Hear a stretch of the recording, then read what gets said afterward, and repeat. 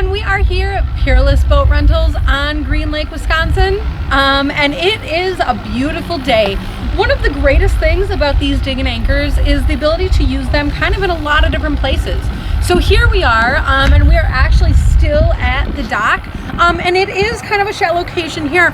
but the best thing about this is the ability for the anchors to stable a boat more than your ropes can at the dock. So if you're in a situation where you are loading tons of things on, you have a family that you're getting ready for the day, this is a perfect time to be able to steady your boat without it moving around. Again, if you're loading that boat and maybe you have friends or family, certainly people with mobility struggles, you know, if it is hard for people to get on a boat, and especially with it moving around with the waves and back and forth, that's a perfect application for a dig and anchor, to be able to put it in and have your boat secured at the dock.